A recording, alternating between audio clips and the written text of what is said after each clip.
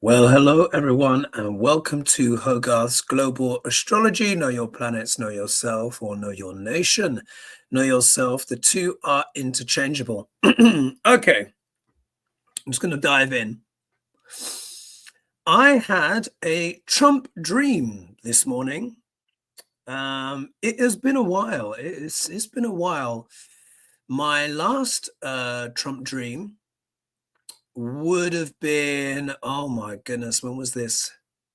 This would have been it happened a few weeks before. Those have been watching my channel for a while. You remember I had this dream, I think it was a few years ago now, where I had this dream about a big flood and storm coming to Mar-a-Lago. Yeah, I remember it flooded out the place, etc. And I think this may have even been this may have been even in 2023, actually, to be honest. I think the dream may have been in 2023. And this is when there was the and this is when the whole kind of like impeachment case was up, and the was starting to come up, the committee. And I think it was a week or so later, I think Ivana Trump died, and then his, then do you remember that everything was raided? Mar-a-Lago was raided, and they found all the secret documents and all that stuff. And I think that was around the last time that I had a Trump dream. So today is going to be talking a bit about that dream that I had, the upcoming eclipses. So I've been meaning to make an eclipse video, and I think this is really I was going to make it this week anyway, because the solar eclipse is happening on the March 29th, which is also what I've been talking about in terms of the Great Awakening, as you guys will know, or the Rude Awakening, where more and more stuff is coming into the consciousness of people, and frankly, the absurdity. So I have this dream. And then, of course, now I should let you know, so today is the 25th of March, and it is currently 12:54 p.m. UK time. So I need to make this video quite quick because I've got a client consultation coming up from 2 p.m. Anyway, so I think this also dovetails into the story that is breaking, which is about the secret war plans, or not so secret war plans, to bomb Yemen being revealed on that Signal private chat, where that journalist from the Atlantic was essentially put in the group, unbeknownst to the group. So anyway, so the dream. And I made a voice note of it to try and remember it, but it's quite unusual. Okay. So I was in the dream, and I was one of the events manager for a big event that Trump was putting on. Yeah. Trump was putting on this big event. It was kind of a party. When I think of the time of the dream, it was it was still kind of like summer. So but it was like in the fall. So it was like, let's say, like the first 2 weeks of September going into fall. And it was like it was an early Halloween party, because there are lots of people in sort of like monster costumes and stuff like that and what have you. So I was one of the events managers, and one of the people I was co-managing with was Emma Thompson, the British actress Emma Thompson. I've got no idea why she was in the dream, but that's who was there. And the venue for the party was in the building that I used to work in. It is I'm not sure if it still is, but it's been the headquarters of Burberry London. So everyone knows Burberry, big international British brand. And when I used to work in events, when I used to work at Rocket Food back in my 20s, when I was a student, we did events all over the country, but particularly London, lots of stuff, royal palaces, etc. Very, very, all these high status venues. Now, the Burberry headquarters are actually just up the road from the Houses of Parliament.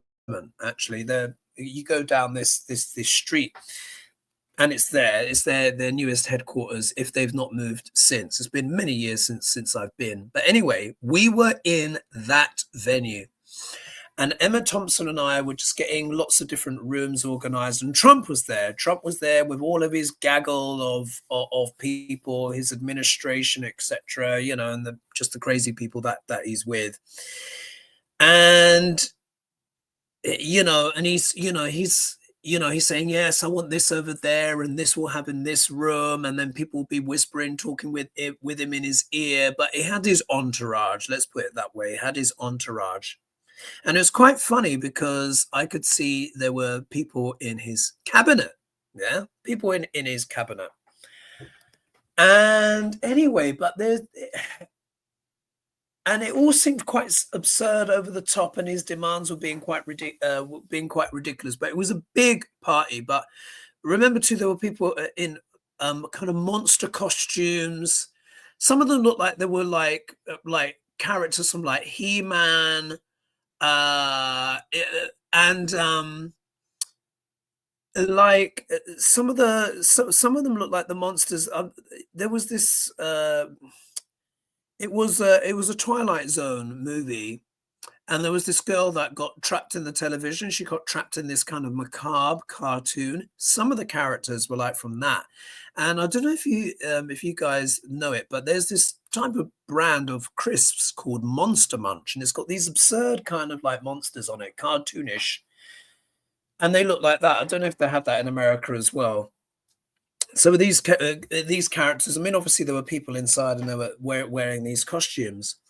But anyway, so Emma and I were talking with Trump, and then he said something. I can't even remember what it was, but he made this very inappropriate request, something that wouldn't be quite right. And Emma Thompson, she kind of stood up, and she was wearing this sort of like tailored, sort of like dark kind of black suit with like a white blouse or something. She looked quite secretarial. She was playing a character. It seems she was playing a character. She wasn't herself. She was playing a character, but it was definitely Emma Thompson. And she said, no, Mr. President, you know, I refuse. We're not going to do that. And she stood bolt up straight. She turned and she walked. Yeah, she walked. She was going towards the lifts, and there was a deathly silence. And everyone's eyes were flicking around from corner to corner, looking from side to side. And they, you know, and the impression was like, my God, that is so scandalous. Can you believe she's refused the president? And just as she was getting to the lifts, Trump scowled, and he just ran after. This was a sprint. I remember being shocked in the dream at how fast he could run, and he sprinted and he rugby tackled Emma Thompson, literally just boom, into she kind of turned, but he just literally, and she literally skidded across the floor. Yeah, that was the force. She literally skidded across the floor and basically ended up at the base of the lift. And everyone was like, yeah. And I remember saying to her, oh my God, you know, I'm so sorry, you know, blah, blah, blah, and what have you. Anyway, got her out in the lift, and I had to, I mean, and like, you know, Trump was very happy with himself, you know, carried on making his demands, and basically the party planning carried on. She left, and then I was in this glass lift like Willy Wonka, and I remember I pressed the wrong floor, and I ended up on the 6th floor of this Burberry building, but the lift went up outside the building like this, and then it went up and down like floating like this, and this glass lift, and then I ended up in this different section of the building, and then my alarm went off this morning, which sort of interrupted it a little bit. And I was sitting there pondering this dream, and I was like, I'm gonna have to talk about this dream. And I was thinking about the symbolism of it. And I think what the symbolism of it is, and particularly in light of this story that is just breaking, I don't know if it broke yesterday. I'm trying to think if I even knew about the story yesterday, but anyway, it's everywhere now.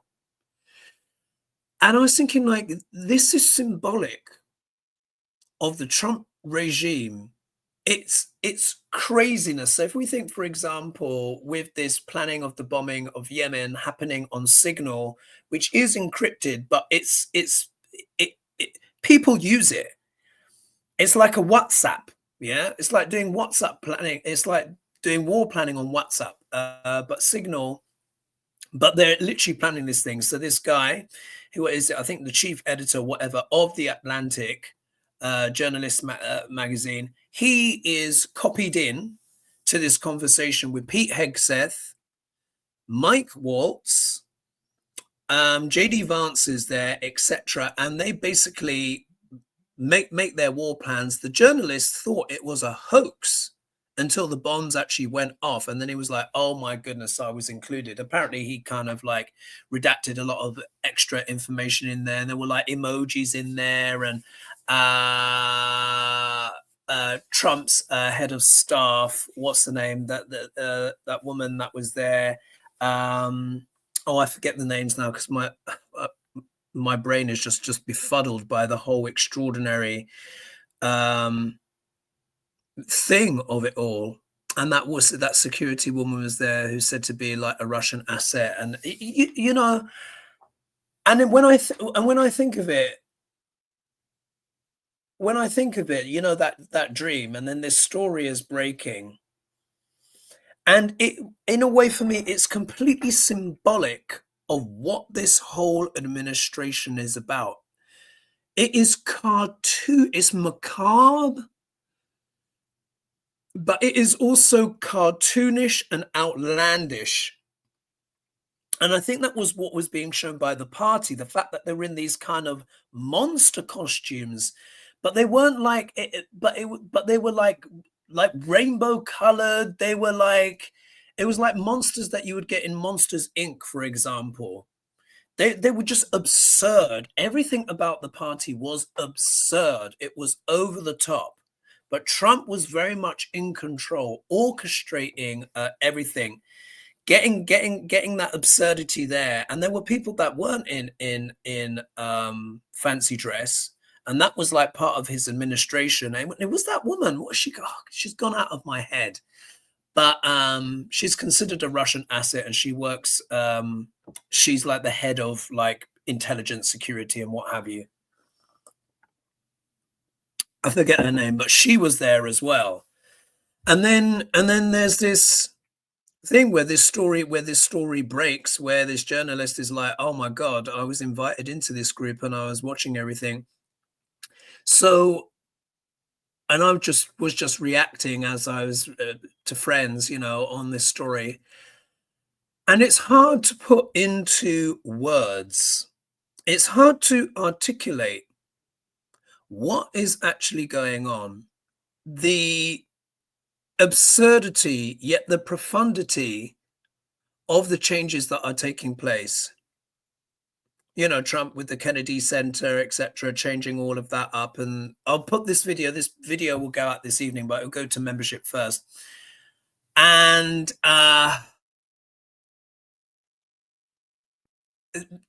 there were issues with the reputation of America anyway, in light of what recently happened. There was already advanced talk about not sharing sensitive intelligence with America, because especially after the Zelensky debacle, it was like, well, that probably be, you know, filtered to Russia in some shape or form. For the world to learn, now remember, we are slap bang in the eclipse season, and you've heard me talk about this ad nauseum, but now, you know, you see why, yeah, because stuff happens around eclipses. We normally have 4 eclipses each year. Sometimes it's more. You can have as much as 6, sometimes even a little bit more, depending on how they fall in the year. But you have normally a lunar eclipse and a solar eclipse 2 weeks later, or solar eclipse first, and then a lunar eclipse two weeks later. They're always 2 weeks apart. One is a full moon. A lunar eclipse is a full moon, where the shadow of the Earth passes in front of the moon as it's illuminated by the sun, and it's full. And that's sometimes what we can also call a blood moon, because it creates this reddish color. And then a solar eclipse is a new moon, yeah, where the sun and the moon are basically together in the sky with Rahu and Ketu. There's always Rahu and Ketu there. Now, this eclipse coming up is not a full solar eclipse, but it's almost. Lunar eclipses deal with the public, deal with the consciousness of the people, things that emerge in the consciousness. And what we've been seeing, is a lot of MAGA voters regretting their vote. Yeah, this has been a lot of what that build up, particularly while, a few weeks ago, with this lunar eclipse where people are just realizing, going, oh my goodness. Solar eclipses, as you would have heard me say before, are always about leadership, people in significant positions of leadership or power. So we'll always talk about leaders, CEOs, and all of this kind of stuff. And I said, this eclipse, I said, particularly as well for like Elon, Trump, Elon, but it's the senior people that things will come out of the shadows, things will come out of the dark. Now look at this story. The solar eclipse is happening on the 29th of March, 2025. As you guys would have heard me say, today is the 25th. Yeah. So we've got 4 days to go. Yeah. 4 days to go. And it's not only what happens exactly on that day is in that lead up. The energy of the eclipses really do start at least like 6 weeks to a month to 6 weeks before you see like the real concrete manifestations. So imagine we're 4 days out now. Now we're having these revelations of what? Leadership, people in leadership. The sun deals with the government, so does Saturn. So of course it emerges that they basically were planning these bombings and on signal, and they had them to self-delete, essentially. I mean, this is extraordinary. This is extraordinary. And as you would have heard me say before, we are going to see things in this administration. When I did my administration prediction, do you remember I did a chart? I did a chart for the day of the inauguration, and it was Aries rising. Pardon me, Aries rising with Uranus in the first house. And I said, we are going to see stuff from this administration that we have never, ever seen before. Things we can't even imagine. Unprecedented stuff. And I said, it's going to be crazy. I said, it's going to be wackadoodle, weird stuff. And this is precisely what is happening. This is only just after over 2 months. Oh my goodness. One thing I can confidently say is that after this, even though there would have been doubts about, okay, what intelligence shall we share with America? Shall we share? No one's going to be sharing anything. No. No. No.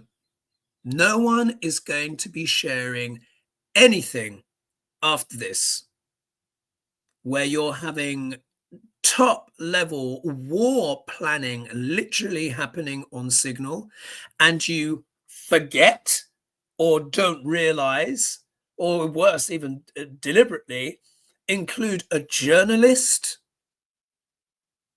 one of the chief, I think he's the chief editor of The Atlantic. I forget his name is Goldberg, something Goldberg. And think of what this says. Think of what this says. And I was thinking to myself, I was saying to friends, when you think of like America's enemies, and you think of like strikes that they might do, or this, that, the other, or power outages and whatnot. And what we're seeing is so incompetent, so unprofessional. It's so extraordinary. I was thinking to myself, do America's enemies even have to do anything? Maybe everyone's just eating the popcorn and just watching it all implode. This is extraordinary. It just makes an absolute mockery. It's such a travesty. It's such a travesty. And the way that what these people are doing to America's reputation. I mean, is there any shock? I mean, Pete Hegseth, you used to read the news at Fox. Well-known alcoholic, not that that's a crime, but he really does have a big drinking problem. It also emerged that Mike Walz, who is part of it, I can't remember what his role is. That he follows certain porn accounts, yeah, again, that's people's private stuff, but you know, it's the fact that this stuff is out there, yeah. I'm not gonna share what those accounts say, because I think that might be, even though it's being said on YouTube, I think it's a little bit too flavorsome, yeah.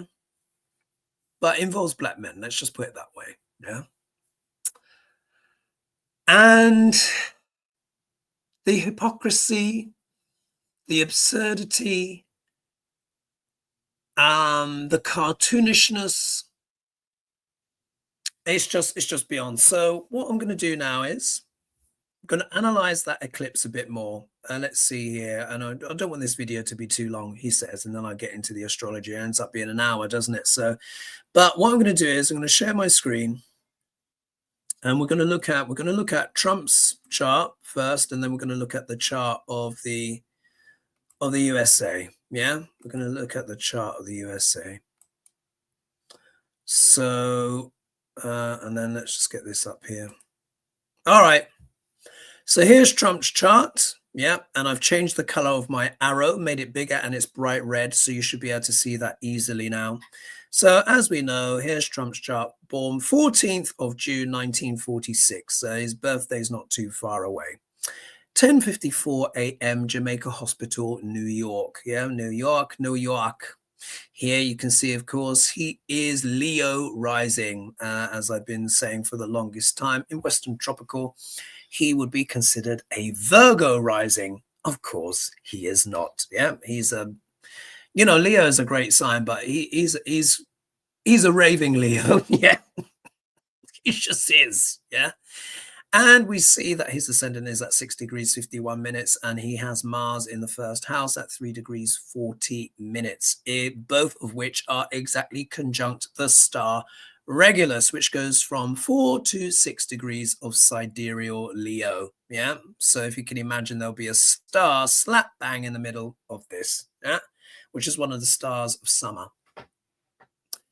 This star Regulus sits in the nakshatra that is called Magha, spelled Magha.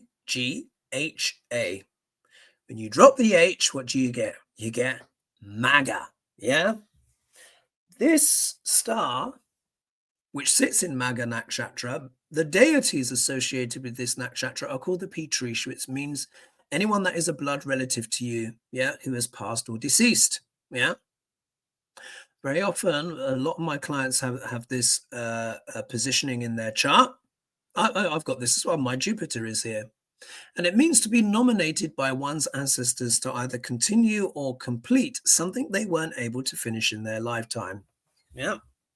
So my granddad, for example, who of course is passed now, years ago, he used to be a professor. Yeah. He used to be a professor of Black history and stuff like that. That's what he used to teach at one of the universities in New York. Very successful, you know, great guy from humble roots, really just made an extraordinary transformation in his life. So, of course, one of the things that I need to do, part of my legacy, is what? To teach. Yeah, teach, educate. My grandmother, this was my grandfather's first wife before he married his second wife. She's not alive anymore, but they were married for like over 40 years. Anyway, my grandmother, called Carmen, she was really, really into astrology. Yeah, but she wasn't able to do it because she was from Jamaica, and Jamaica's still, even now, very, very conservative and all of that stuff, particularly, you know, in the Christian kind of mindset, is witchcraft, yeah, and all of that BS, yeah, all of that stuff. So isn't it funny, isn't it? Yeah. My granddad is a professor, and my grandmother was an astrologer, frustrated astrologer, adored it, wasn't able to do it. Voila, here I am, continuing that lineage. How is that relevant to Trump? Think of Trump's past. Think of Trump's grandfather. Think of Trump's father. Think of his mother as well. It's very interesting. Yeah. The most important thing to understand about the sign of Leo, whether it's your ascendant or not, but anyone who's got planets there, but Leo is about lineage. It's always about lineage. It's about one's bloodline. Yeah. And it's known as a royal sign. Doesn't necessarily mean you have royal blood, but there is that element of kingship there, because the star Regulus that sits at 4 to 6 degrees of sidereal Leo is in the heart of the lion. It means it means to battle for one's throne in life. The symbol of this nakshatra is the palanquin. It's literally the throne on which people used to be carried around. I've made my point now. Yeah, you guys have seen for yourself. Look how much Duck L'Orange adores things to do with royal family, etc. His NFTs with him with a lion wearing a crown. Literally, he did his other one the other day, wasn't it? Where it was him wearing a crown. Yeah, you guys remember that. I can share the screen on that. In fact, what I'll do is let me do stop share. Let me do stop share, and let's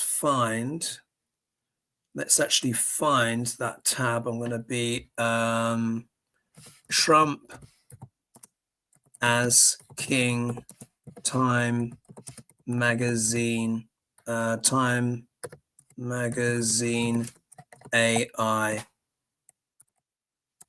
cover.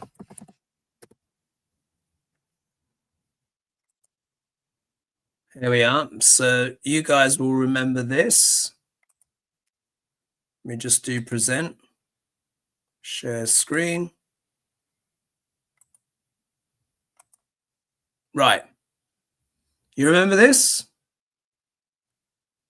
And as you know, this is why I'm so passionate about Neo-Vedic astrology, which follows the astronomical placements of the stars. I know I'm preaching to the converted here, but you see why I keep emphasizing these things in terms of the accurate places of where the stars are, because it matters. They have real manifestations in life. Look, you can see Trump literally sees himself as a king.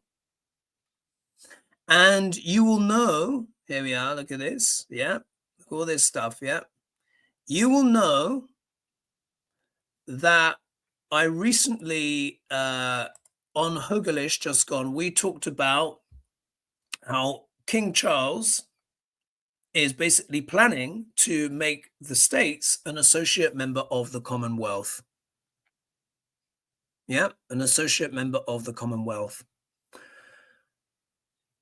If there is one thing, and we debated on the show, why is that happening, etc., and stuff like that. And you would have heard me say, I said, look, I think this is to do with leverage. Yeah, leverage to try and counterbalance the influence of Russia, which is absolutely abundantly clear to everyone, unless their head is made of lead.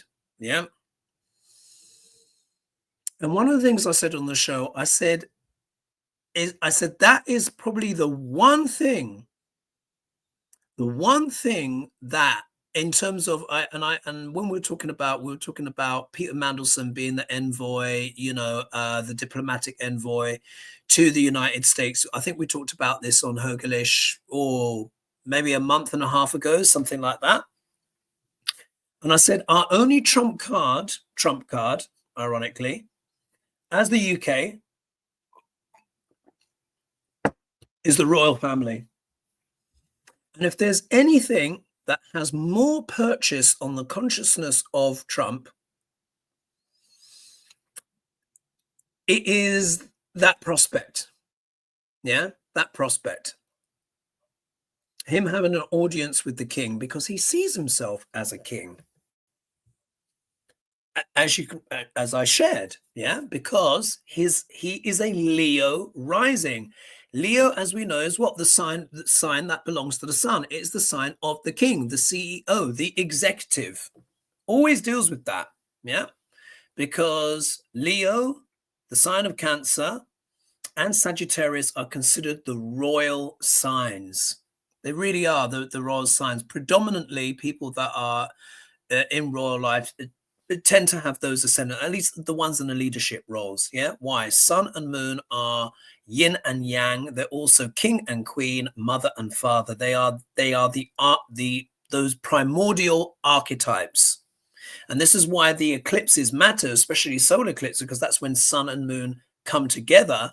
And when they're with the nose, it's an eclipse. And that's, we call it a new moon. Happens once a month. Yeah. So this is profound. All of this winds in. And I was also thinking as well with that dream I had, that it also involves potentially what could happen with the Commonwealth and Trump's plans. And do you remember I made this joke, and I said, it's almost as if he's going to want to fashion his own crown. I said out of wire and gold leaf or something like that. And I also kind of jested that he will probably want to have a coronation ceremony and he'll crown himself like Napoleon or something like that. I think he would do it. There is an element here where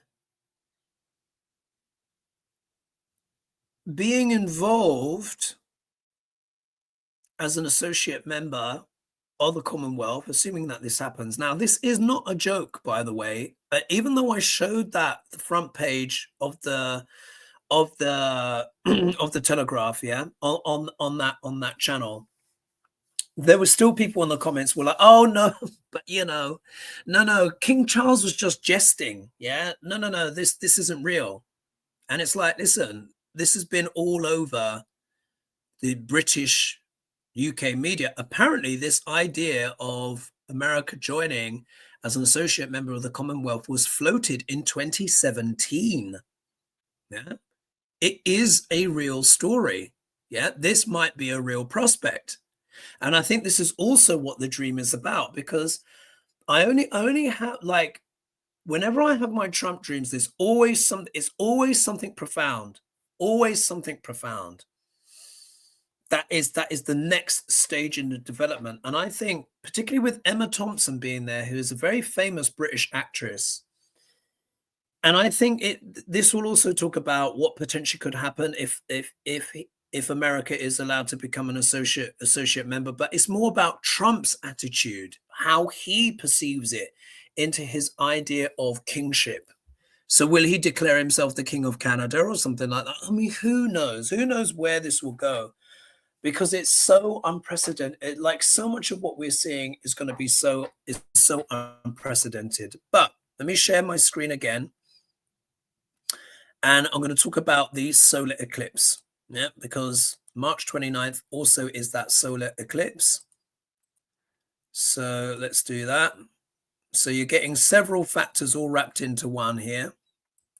Now, the important thing here, we're going to go to the USA Declaration of Independence chart. So here we are. Now, we know the one I use is 4th of July, 1776, 6:30 p.m. Philadelphia time. That's the one that I use. What we also need to understand is that, or remember that Trump is having a state visit to the UK, yeah, next year, yeah, when America will be what? 250 years old. Yeah, next year. Trump is also going to Balmoral this year. I can't remember which month. I think it's in the summer. Now, Balmoral is up in Scotland, and that's where prime ministers usually, or leaders, can have significant private time with the sovereign. What we also need to remember is that, of course, Trump is half British. His mother was Scottish. From Scotland, he's going up to Balmoral. See what I was talking about with Marga and lineage? Marga, the Petries, the deities there, the Petries, is anyone who's a blood relative, even by marriage, but anyone who's a blood relative who is deceased, they become your ancestors.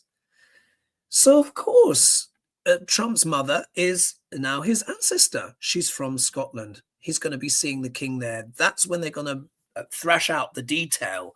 That's when it will probably be formally offered, because it's you can ask for an invite, but it essentially is by the grace of the king. That's essentially what it is. We see that Trump sees himself as a king. He sees it, I think, as part of his birthright, his lineage, or maybe could it even be that he's given a coat of arms or something like that, his own coat it could be some cray like that, because that's what used to happen back in the day, with these noble families and stuff. A lot of them were like barons, or they were landowners, but they were wealthy and they were powerful and they had their own armies.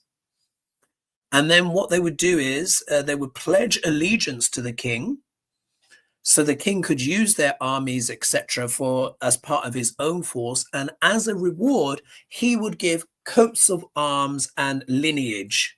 Yeah. So you would have your royal coat of arms. Even though you wouldn't be blue-blooded, you'll be part of the gentry. Yeah.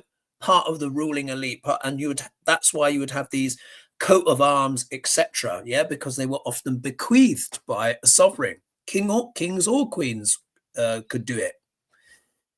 And this is how they would get allegiance, loyalty. So when I'm also thinking about this, when I'm thinking about, King Charles, and that's what I'm saying, is this part of a wider kind of like appeasement in a way to kind of try and draw the sting with his obsession with Canada. But then it's also increasing the king's influence, sphere of influence, and the Commonwealth kind of jazzes it up, doesn't it? Do you see how we're just in extraordinary times? But anyway, so this is the United States charts, which is a Sagittarius rising. Yeah, Sagittarius rising. Oh my goodness, this is so ironic. But anyway, Sagittarius is about what? Passion, truth-seeking, beliefs. Yeah. But it also deals with religion and fanaticism. Oh my goodness, aren't we seeing a lot of fanaticism right now? And it's at this degree here. And of course, there's a lot of cults in America as well. And in fact, there's a gigantic cult called MAGA. Yeah. Here you see the ascendant at 8 degrees, 59 minutes. So it's very, very close to the galactic center, which sits at 5 degrees. This is in the nakshatra called Mula. The deity of Mula Nakshatra is known as Niriti, which is also a Kali-like figure, and she's known as the goddess of destruction. So what does this mean? Sagittarius, particularly the early parts of it, the Mula part, which is 13 degrees, goes up to 13 degrees, 20 minutes. That's how long a nakshatra is. Well, you can call it 13 degrees, 19 minutes, and then 13:20 is the next one, which I think is Purva Ashada. So it means the ascendant of the United States is right in this axis here. Now, this axis here, the Sagittarius Gemini axis, is what I refer to as the most volatile part of the sky. It really is. Here you will see the Mercury and the Jupiter are in Ardra Nakshatra, which I refer to as Drama Ardra. The 7th house in mundane astrology also deals with open enemies, but also deals with imports, exports, trade, goods, services. This also has a lot to do with America's imperial might abroad. Yeah, all of these. Mars is a planet of war. The king is here, the sun. Yeah, Mars and the sun are friends. So are Jupiter. So they form part of the war cabinet, and Venus is here as well. And Venus is what? Arts, culture, trade, money, all of that stuff. So if we actually look at these exports, yeah, because 7th house, imports and exports, this is also talking about what America exports to the rest of the world. Yeah. Mars, for example, America has what? Over 700 military bases around the world. One of the other big exports of America, of course, is what? It's culture, soft power. It's movies, it's commerce, finance, yeah, Venus, it's arts. If you think of Andy Warhol and pop culture, all of that kind of stuff. Here, Jupiter is here. Jupiter deals with the economy as well and finance, but also deals with what? Ideology, philosophies, beliefs. America extends its beliefs around the world, and that's what draws a lot of people to America, because it's the rising sign is Jupiter. Wherever the ruling planet goes in a person's chart, be they or a nation's chart, will show where the emphasis is. Here, Jupiter, the ruler of the chart, goes to the 7th house, Gemini. Gemini is a sign of what? Business, communication, media. You see, so much of, think of like American businesses are some of the biggest in the whole world. And then the sun is here, which talks about saying that the leadership wants to project itself onto the world. And the sun here is also strong. Yeah, but Jupiter is considered an enemy sign, but for Venus, it's very good. But for Mars, it's also an enemy sign. So there's antagonism there as well, mixed in with those imports and exports. If we just think, for example, of USAID, is it AID? The exporting of the surplus goods to the rest of the world, a big part of America's soft power. Imports and exports, 7th house, trade, goods, services, contracts, agreements. But this also talks about open enemies. It talks about America's enemies as well. But it also talks about how this stuff gets exposed, yeah, onto the outside world, as we've seen recently with that signal, yeah. Oh, God. That signal conversation. Anyway, to look up here, we can see the great alignment or the rude awakening developing. So let's fast forward this just a few days now. I'm going to put here 1800 and we'll do calculate. Voila. You see there it all is there, piling up in Pisces, which is all happening here, which is the 4th house of the United States. And as you guys know, again, forgive me if I'm repeating myself, but there are many people that are new subscribers and may not have heard this before. But I said this is happening in the 4th house. This will affect the seat of power. The 4th house deals with real estate. Yeah, real estate. And then we had, Los Angeles, a lot of that top real estate just burned down. Remember that? I mean, that almost seems like a distant memory now. But it's not just that. The 4th house deals with home, values, families. Yeah. I also said, well, look, it looks like this whole stuff with the deportations and all of that stuff is going to absolutely ramp up. When I looked at the inauguration chart, and then when I also looked to when I overlaid that with Trump's charts, the USA chart and Elon Musk's chart, I said, look, there's a lot of activation here in the 12th house. I said that has a lot to do with exile, prisons, hospitals, endings. They're literally, these people being exiled, put in El Salvador.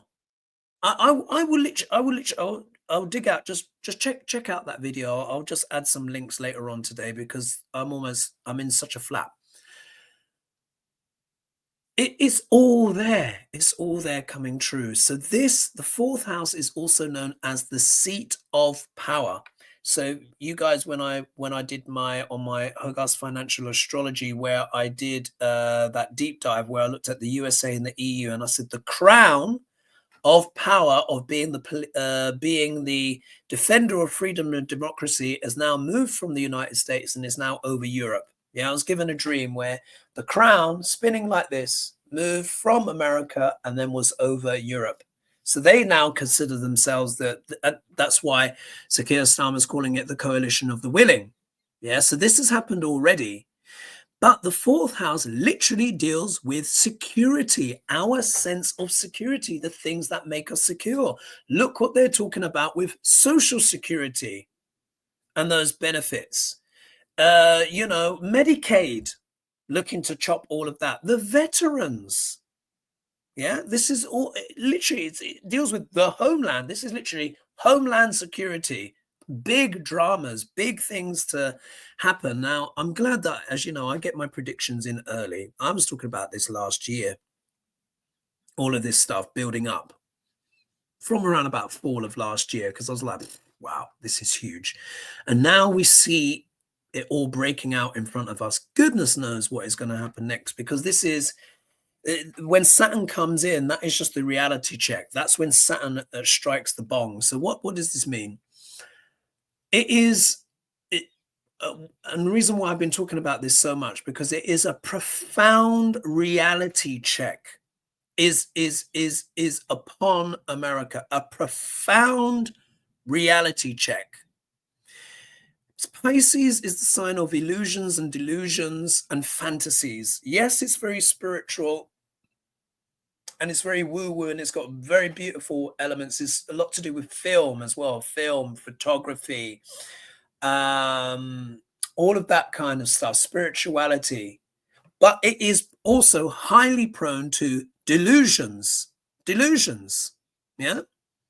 Neptune is here in its own sign of co-rulership, which means the delusions could be off the chart, especially as Rahu is here as well. This is Rahu and Saturn together, which is a very malefic combination.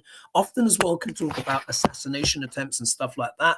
The last time Rahu and Saturn were together was in 1968. Yeah, 1968. Where, you know, there were, what is it, Bobby Kennedy and Martin Luther King Jr. were assassinated, and there was all sorts of other cray going on, Vietnam War, all of this stuff. And now we get these kind of like leaks. So it's this kind of bizarre, absurd, over the top. The last time, and I'll probably say this on Saturday Hoglish coming up, but the last time an alignment like this happened was definitely multiple hundreds of years ago, because it takes Neptune 165 years to return to a sign. So it would have, the earliest that a configuration like this could have happened would have been at least 165 years ago. But to have Saturn and Rahu there as well, and Chiron there, why is that so extraordinary? Saturn and Rahu and Ketu take 18.5 years to go through the whole zodiac. So they're only back in the same sign after 18.5 years. Saturn takes 29.5 years to return back to a sign. So that's another multiple. Chiron, which is here, it takes 50 years to come back to a sign. And then, of course, Neptune is 165 years to come back to a sign. So think of when was the last time, possibly, when literally Venus is there as well, with Mercury, Sun and Moon, with Saturn and Rahu and Neptune and Chiron, and it all being an eclipse, solar eclipse at the same time, which of course deals with what? Leadership. All happening in the 4th house of the United States charts, the homeland security. No one is going to be sharing any intelligence, so it means anything could happen. It means anything could happen. So this is going to have profound impact on the leadership of the United States. Its role, literally its role going forward. Saturn is a planet of government. Pisces is a sign of dissolving. Neptune is also a planet of dissolving things. So it means we could literally be seeing like a complete dissolving of the government, or rule of law and order, that kind of stuff, quite literally, and it being reconfigured into something else, because Saturn will always restructure something. But when he goes into Pisces, those previous structures break down, yeah, and it reconfigures into something new happening in the seat of power. It's hard for me to even articulate how profound this is, with what this revelation is, with this kind of level of war planning being done on an app. This stuff is supposed to be done on properly protected, secure government servers, this kind of planning. And then they're doing all the emojis and all of this, you know, American flag with a flame and all of this stuff, and all of apparently JD Vance was like, oh, guys, maybe we shouldn't strike them yet, but maybe we need to focus more on Greenland, yeah? So, like, did you see, like, it's even hard for me to even sometimes get the language out, because it is so profound. And I know people might find that a bit scary and all of this kind of stuff. And, you know, one or two, I mean, most people obviously appreciate, you know, the content, but, you know, I'll still get one or two comments like, oh, be careful. And, oh, you know, like, are you sure you're reading things the right way? Yes, I am. I am. Look, look at the goddamn world. Look what's happening. This is profound. profound. We are in an extraordinary time here on planet Earth. We are in an extraordinary time here on planet Earth because we're all getting to witness for the first time in multiple generations a country have a Pluto return. And that only happens once every 248 years, which is anywhere between 10 to 14 generations, depending on what the average time from birth to those children having their own families. If you count the age of 25, then it's 10 generations. But we need to remember as well, people started their families much younger back then. It's much more like 12, yeah, 12 to 14, yeah, because most young girls / women back in the days would be having their first child 16, 17. I mean, they'll be married, but but they were younger, yeah. Late teens was very, very common. So this is once in a several generations stuff. But in terms of the astrology, the last time that this combination was, it was hundreds of years ago, multiple hundreds of years ago, possibly thousands. I've been trying to track it down, work it out. And it's real, but we could be talking about thousands of years. So this is profound, absolutely profound. And it's America's not going to be the same. You don't need me to tell you that. We can all work it out. What it's going to reconfigure as we will discover over the next 2.5 years, because that's how long Saturn spends in the sign. And I always say when Saturn changes, everything changes.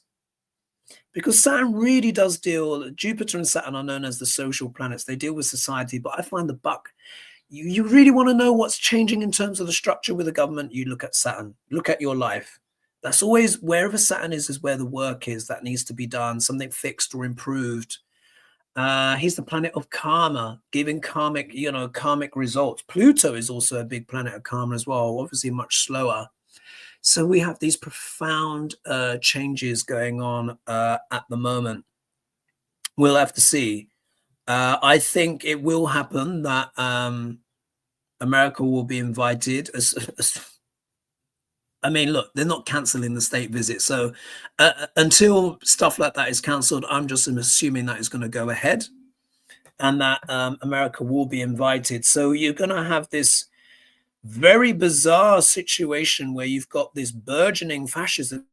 One of the conditions of joining the Commonwealth is that you have a democracy at home. You have to have a democracy. Yeah. But America is rapidly becoming a dictatorship. Well, going balls deep into the fascism. So this is really going against what the whole Commonwealth is supposed to stand for. And another one of my jokes, which, well, and sometimes I just look back at these jokes and I think, bloody hell. They say many a truth is said in jest. But I was talking and I was saying, I said it's like the madness of King George in reverse. Yeah, when America declared its independence, you have the Mad King. And they say actually he either had a genetic condition or maybe he had lead poisoning, because lead actually is very detrimental to the brain, causes a lot of violence as well. He had 15 children though, so and Queen Charlotte, they obviously liked having kids. But apparently he was actually quite a nice guy, as far as kings can be. But don't quote me too much on that, because I've not delved so much into the history of King George. But he eventually did become mad. He did.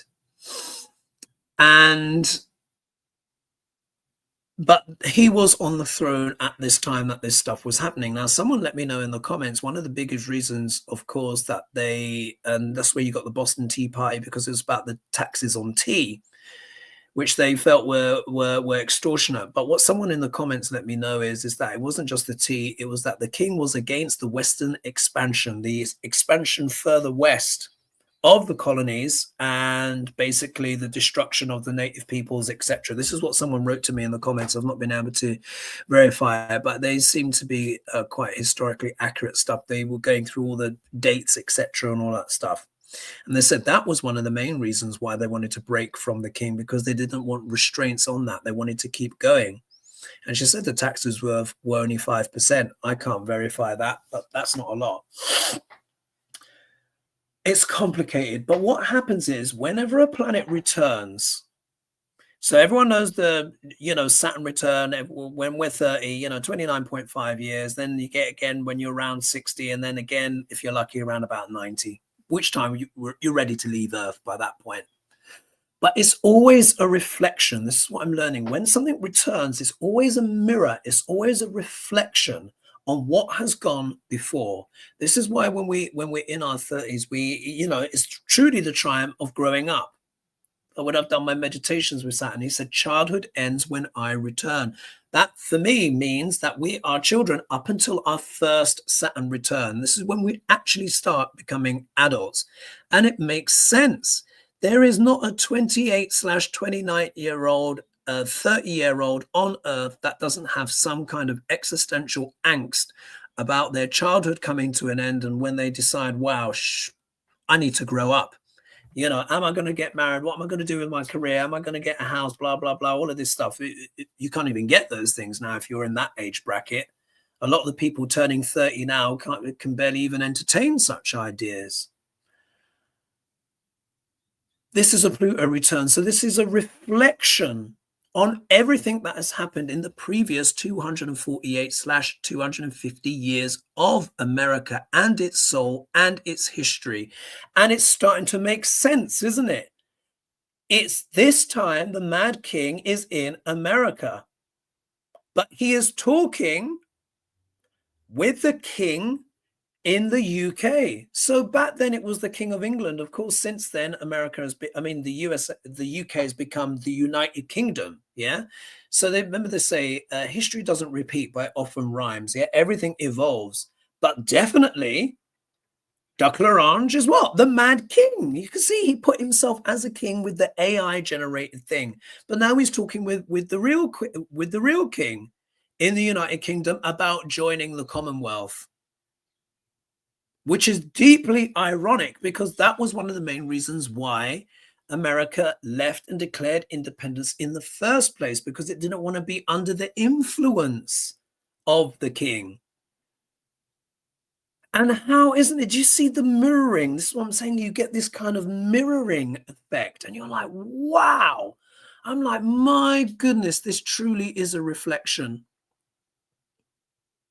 Because it's not Queen Elizabeth II on the throne anymore. This didn't happen. They said the idea was floated in 2017 when she was still alive, but she has since passed, and now we have a male sovereign. Completes the reflection, doesn't it? So anyway, I just thought I would share that. So that was part of the dream, part of the eclipse, part of American chart analysis. Let me know what your thoughts are in the comments. You'll see me again on Thursday, Fry Up. This is going to go to membership first. This will come out evening time, America. What time will I do this? It will be in the evening when you get this. So I will leave it there. Thank you so much. I hope you found that interesting.